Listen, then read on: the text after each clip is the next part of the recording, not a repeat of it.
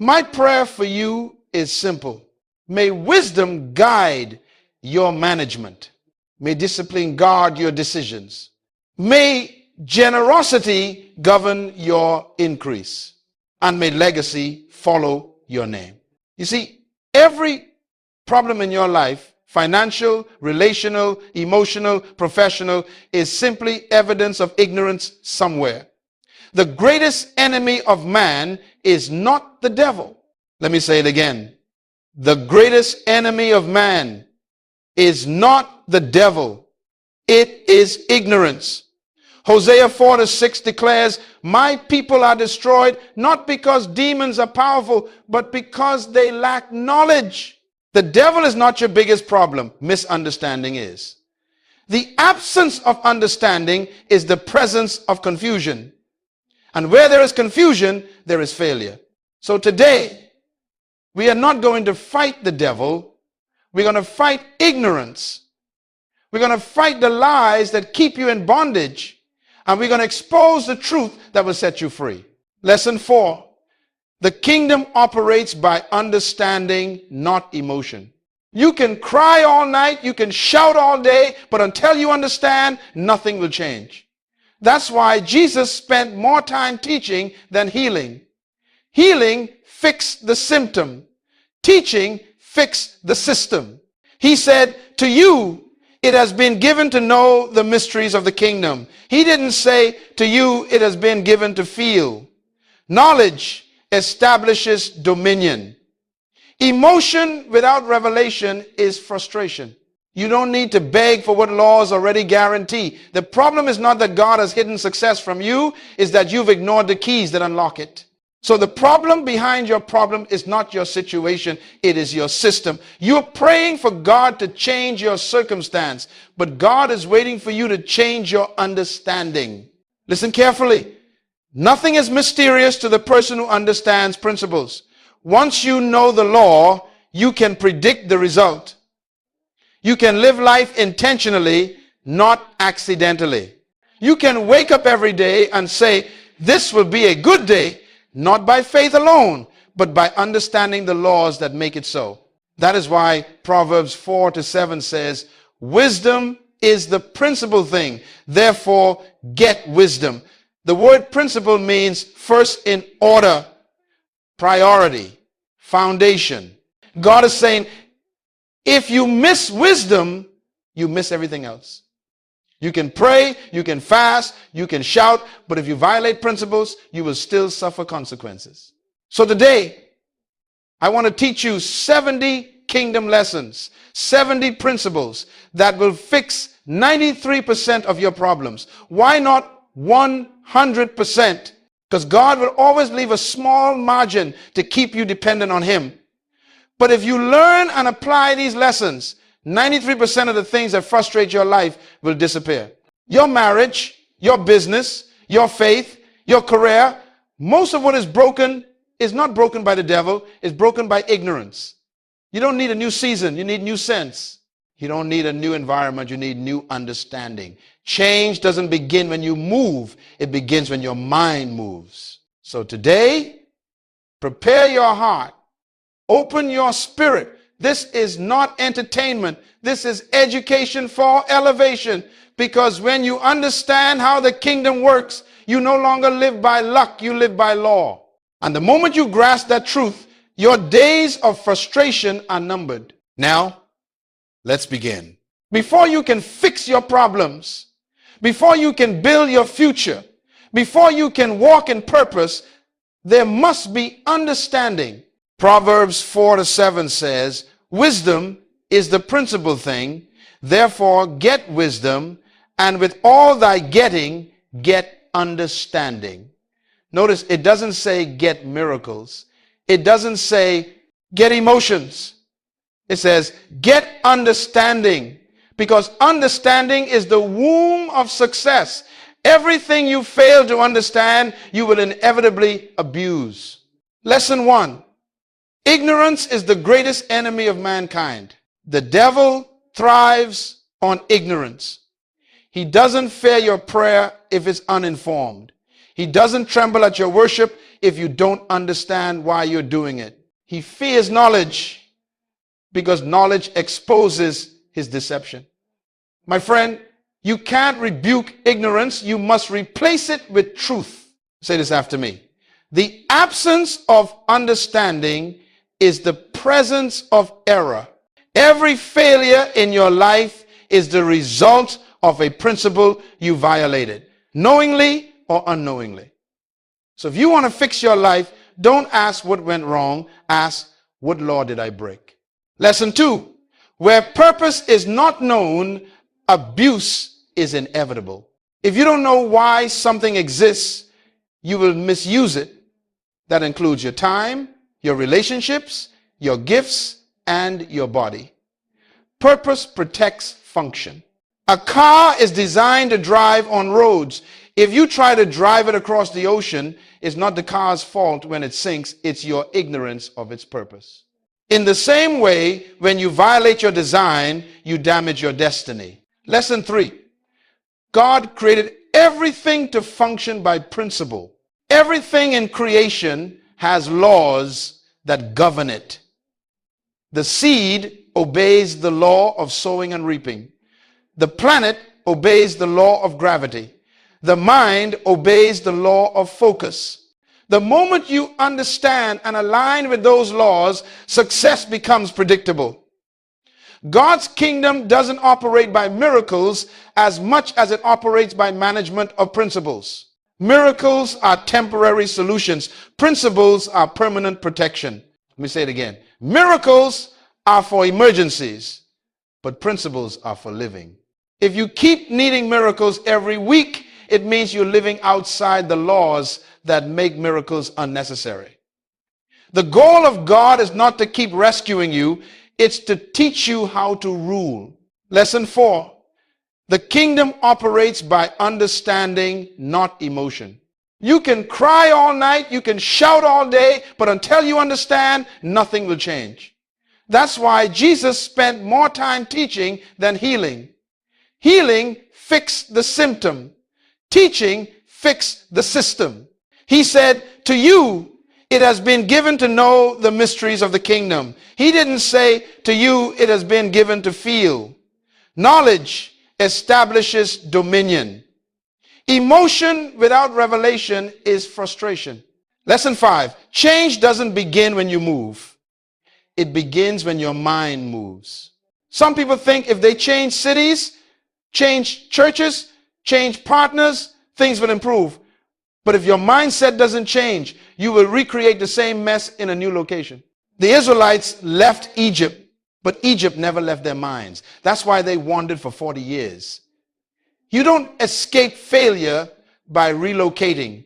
You escape failure by renewing your mind. Romans 12:2 says, be transformed by the renewing of your mind.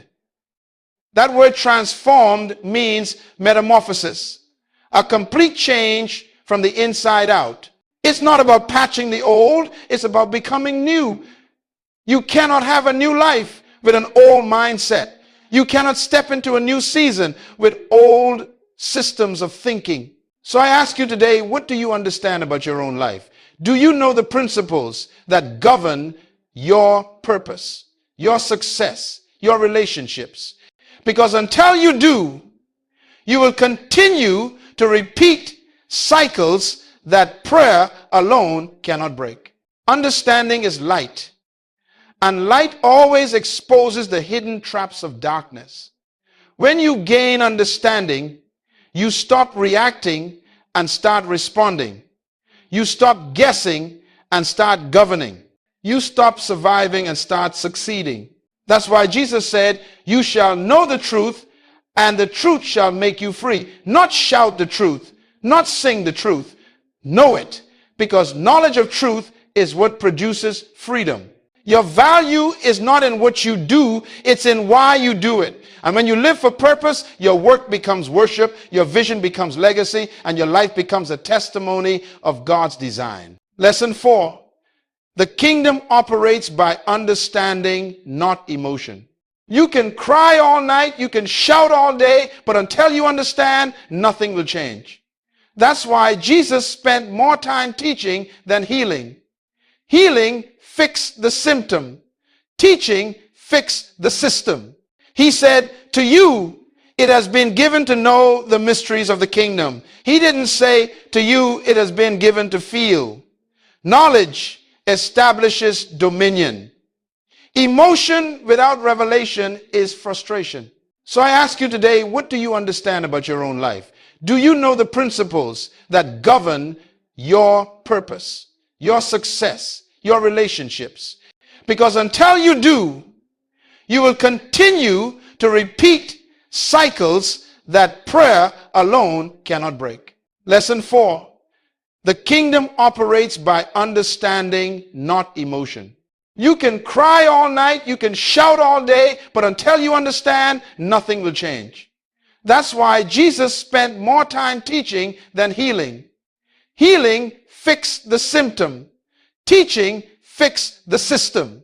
He said, to you, it has been given to know the mysteries of the kingdom. He didn't say, to you, it has been given to feel. Knowledge establishes dominion. Emotion without revelation is frustration. So I ask you today, what do you understand about your own life? Do you know the principles that govern your purpose, your success, your relationships? Because until you do, you will continue to repeat cycles that prayer alone cannot break. Lesson 7. You were sent to earth to release something heaven placed within you. There is something you carry that no one else can deliver. There is a seed inside you that earth needs. Your gift is your assignment in disguise. If you die with it, the world remains poorer because of your silence. The tragedy of life is not death, it is dying without fulfilling purpose. So I challenge you today. Stop asking God to bless your plans and start asking him to reveal his. Because success is not about doing more, it's about doing what you were born to do. Lesson 8. Success is not comparison, it is completion of purpose. You are not in competition with anyone. When you compare, you corrupt. God did not make you to copy anyone. He made you to complete something. The only person you are meant to outperform is the version of yourself that wasted yesterday. Joseph did not try to be like Pharaoh. He became valuable because he operated within his purpose. Daniel did not compete with magicians. He excelled because his wisdom came from purpose, not popularity. You will never find peace trying to live someone else's calling. Say with me, I am unique by design. That means you must stop measuring success by other people's applause. Measure it by God's assignment.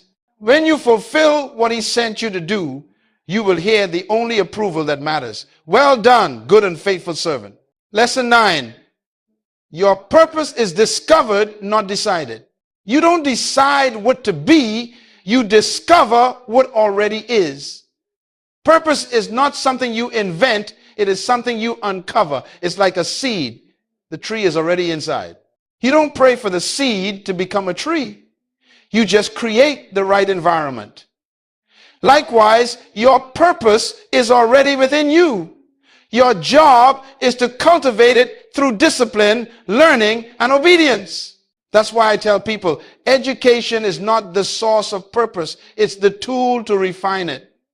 You can have a degree and still live a life of confusion because education gives you knowledge, but revelation gives you direction. The question is not, what do I want to do? The real question is, why was I born? Lesson 10. If you don't know your purpose, others will use you for theirs. When you don't know where you're going, anyone can take you anywhere. When you don't define your priorities, people will define them for you. The greatest tragedy in life is not to die, it is to live without knowing why you live. Many are busy, but not fruitful. Active, but not effective. Visible, but not valuable. Let me remind you, everything God created he created to fulfill a purpose. The bird was designed to fly. The fish was designed to swim. The seed was designed to grow. You were designed to lead, to manage, to influence, to create, to manifest the nature of God on earth. Purpose protects your time, directs your energy, and defines your relationships. Without purpose, you waste your years chasing everything and catching nothing. But once you discover it, you become unstoppable, because purpose gives pain a reason and success a mission. So today, stop trying to be successful, seek to be purposeful, because success without purpose is failure in disguise. Your value is not in what you do, it's in why you do it. And when you live for purpose, your work becomes worship, your vision becomes legacy, and your life becomes a testimony of God's design. Now, my friend, let us move to the next great pillar of kingdom living, the discipline of value. You see, in the kingdom of God, you are not remembered for being busy. You are remembered for being valuable. Many people are everywhere, but they are not effective anywhere. Value, not visibility, determines significance. Lesson 11. Value is the magnet of destiny. People do not follow you because they like you. They follow you because they need you. Purpose attracts attention, but value attracts opportunity. When you become valuable, you never have to chase anything. Opportunities begin to chase you. Promotion looks for you. Favor finds you. Say this aloud. I don't need to chase success. I must become success. That's what Jesus meant when he said, a city on a hill cannot be hidden. When you are valuable, you don't need to advertise. Your excellence becomes your announcement. Lesson 12. Excellence is evangelism. The greatest witness to the world is not your words, it's your work. When Daniel served in Babylon, he didn't preach sermons in the palace.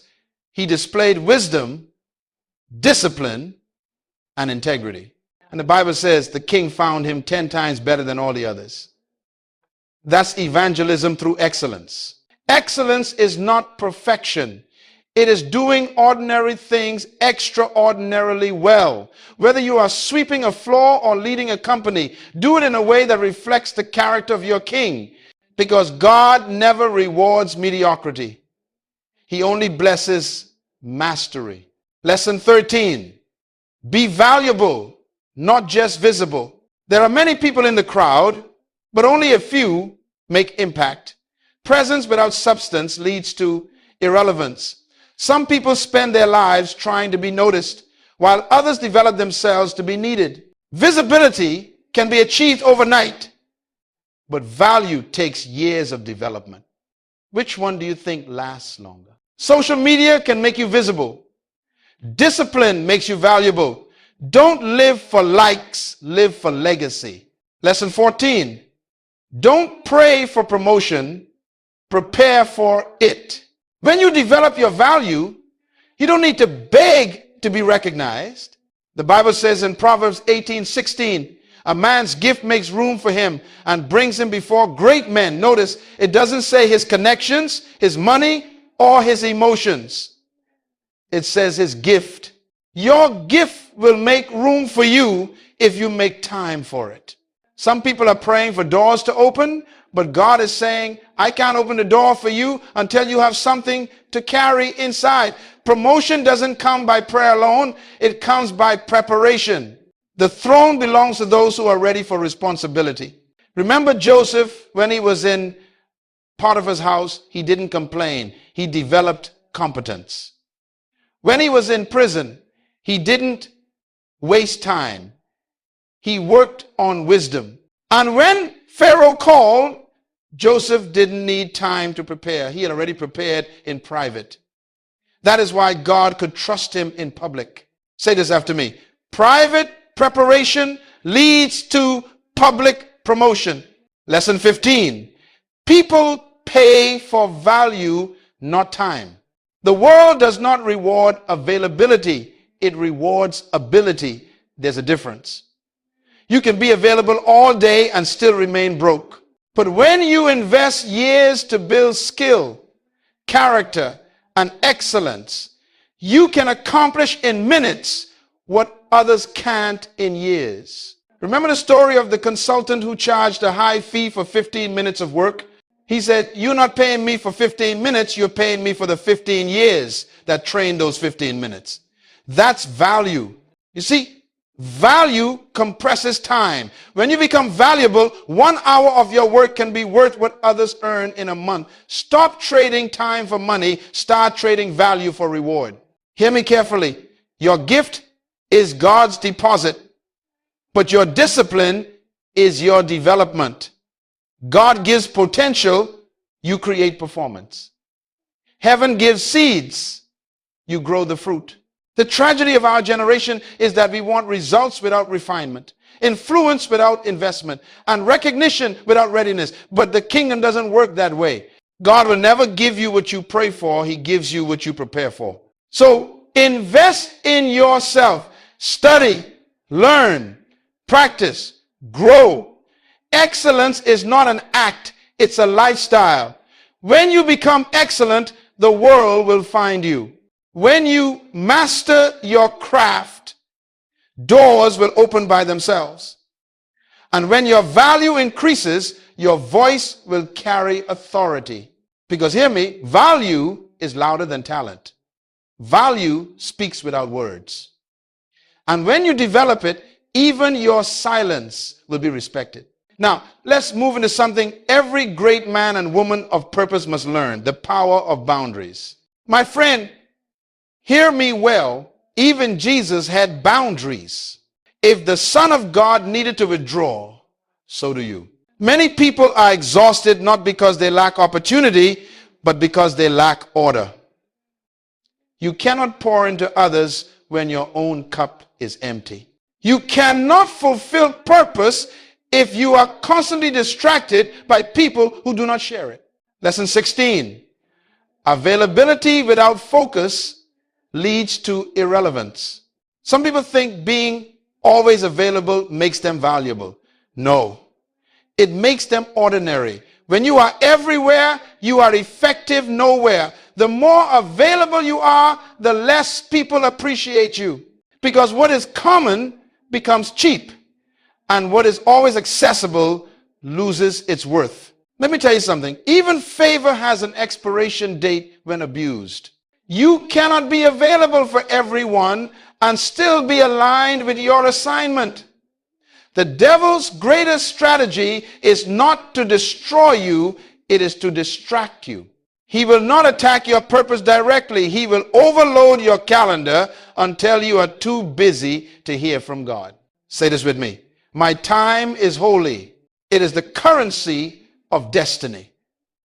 If you waste time on the wrong people and the wrong places, you will bankrupt your future. Lesson 17. Every yes is a no to something else. When you say yes to every request, you are saying no to your own growth, your rest, your prayer, your preparation.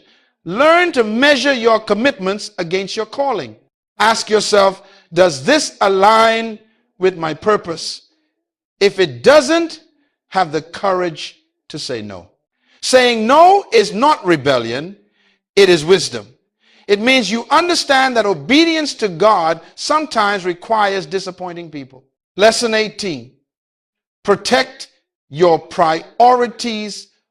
Purpose needs privacy. Purpose cannot grow in noise. Every seed needs soil, and every calling needs solitude. Even Jesus, surrounded by crowds, loved by multitudes, often withdrew to lonely places to pray. Luke 5:16. Why? Because he understood that public power is sustained by private prayer. If you don't learn to pull away, you will eventually fall apart. If you don't create time to listen to God, you will start echoing the voices of others. And when your life becomes too loud, your purpose becomes too quiet. Lesson 19. Rest is a kingdom law, not a luxury.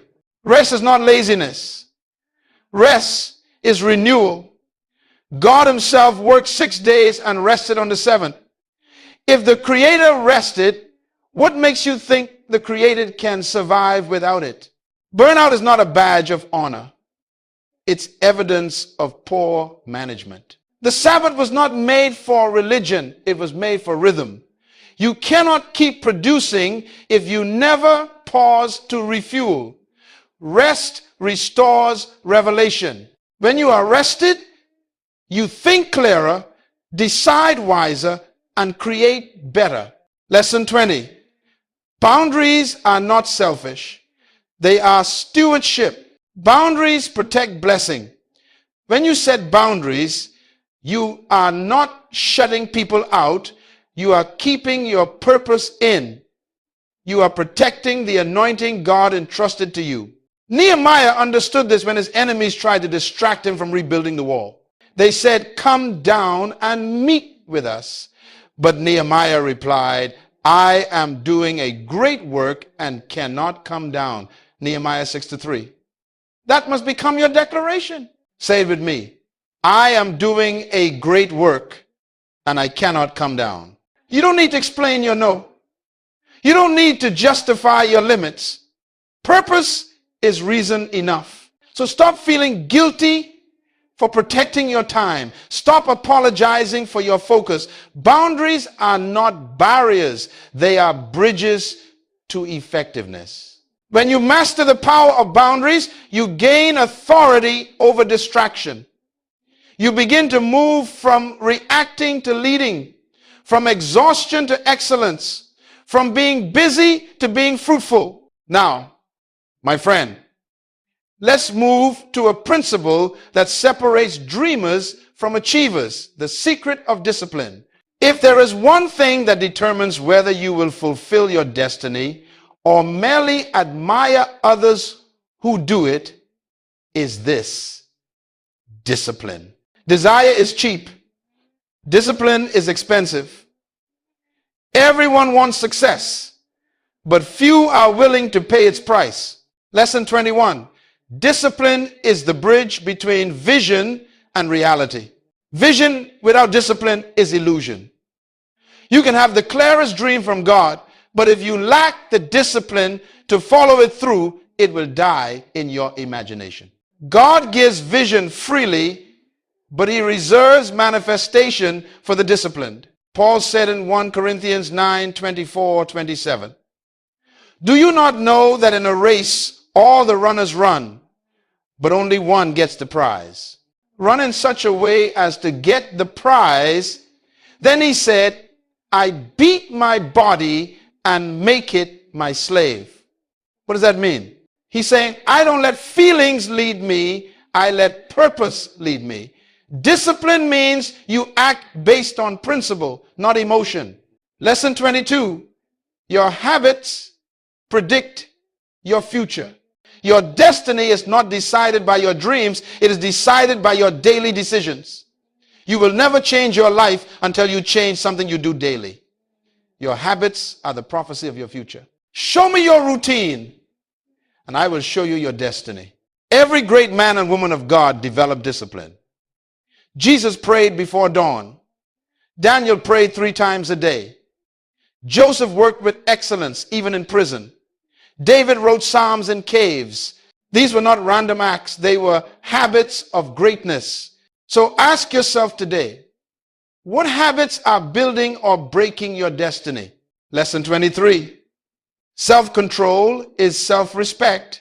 The inability to control yourself is the surest way to destroy yourself. If you cannot manage your emotions, your appetite, your time, or your words, you will sabotage your own potential. Discipline is not punishment. It is protection.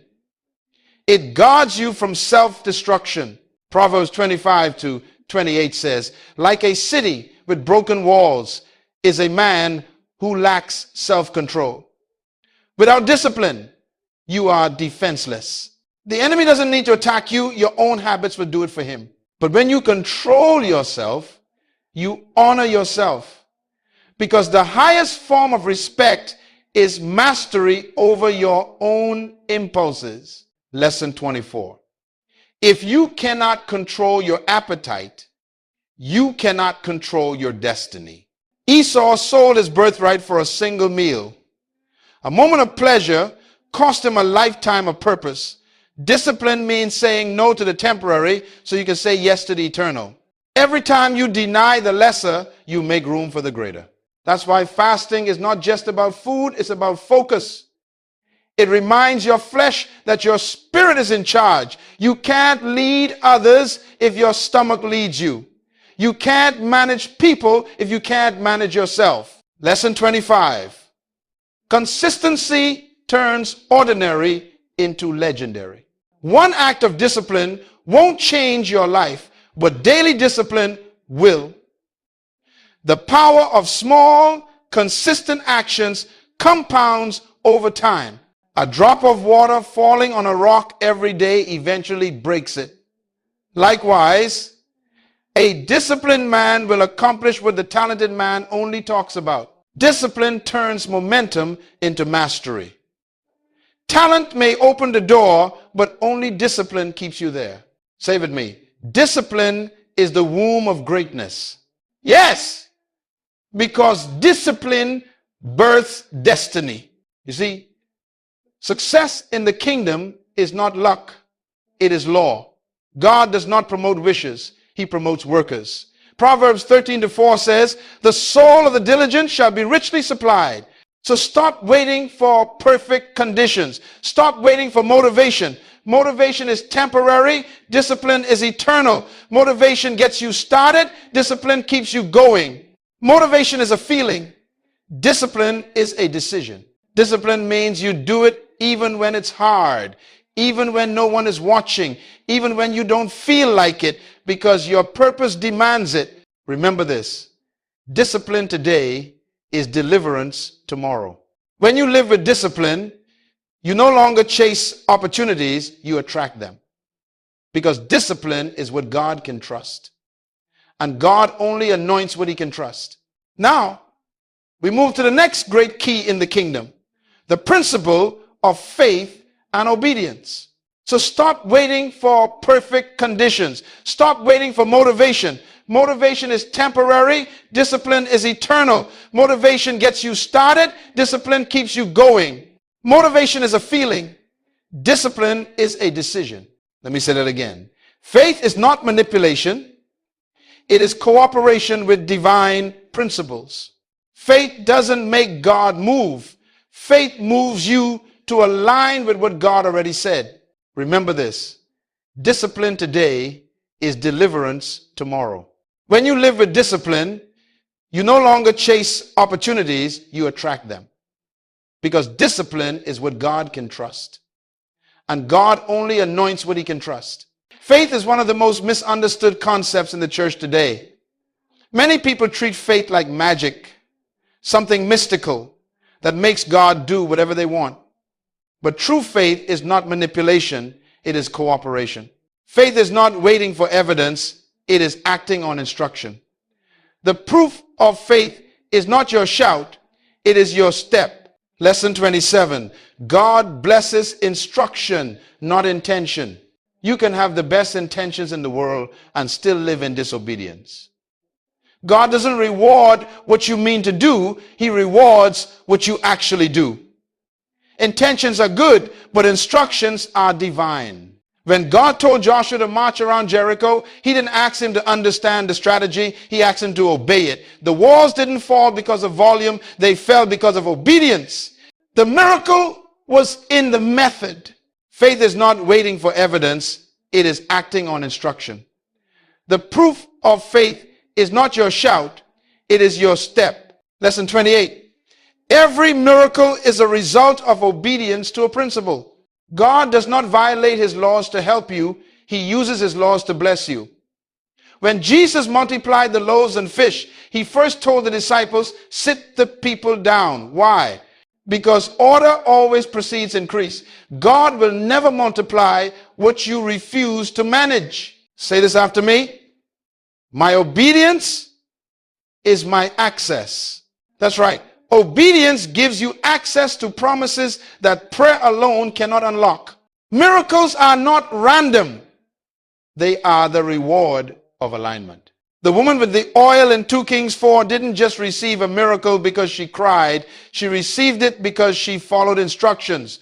Go, borrow vessels, shut the door, and pour. Her obedience activated overflow. When the Israelites refused to enter Canaan, it wasn't because God was weak, it was because they were disobedient. Delayed obedience is still disobedience. So I ask you, what has God told you to do that you are still postponing? Your next level doesn't require more prophecy, it requires more obedience. Lesson 30. Faith without discipline is fantasy. Faith is not reckless, it is responsible. Some people say they have faith, but they refuse structure, they ignore preparation, they despise process. Real faith works hand in hand with order. It's one thing to believe God will bless you, it's another to prepare for what you're believing for. You say you have faith for abundance, do you have a plan to manage it? You say you have faith for marriage, are you preparing your character for it? You say you have faith for influence, are you developing the integrity to sustain it? Faith without discipline produces disappointment. Faith with obedience produces destiny. James 2:17 says, faith without works is dead. Dead faith doesn't move heaven and it doesn't move you either. Faith is action in the direction of trust. When God gives you an instruction, don't delay, don't debate, don't doubt, just do it. Because delayed obedience is disobedience disguised as caution. Faith obeys even when it hurts. Faith acts even when it doesn't make sense. And faith keeps going even when nothing changes because it knows that obedience is never wasted. When you live by faith and obedience, miracles stop being occasional, they become natural. Because obedience is heaven's favorite language. Now that we have established that obedience activates faith, let's look at another law that determines how far your obedience will carry you. The law of relationships and influence. You cannot fulfill purpose alone. Even Jesus did not complete his mission without disciples. Purpose is personal, but destiny is communal. God never sends a man into destiny without relationships to shape, sharpen, and sustain him. Lesson 31. Wrong company cancels destiny. Your environment is more powerful than your intention. You can have the right dream in the wrong crowd and end up in destruction. Samson didn't lose his strength in battle. He lost it in relationship. Delilah wasn't his problem. His disobedience to principle was. The wrong people will drain your vision, dilute your discipline, and distract your focus. Say this with me.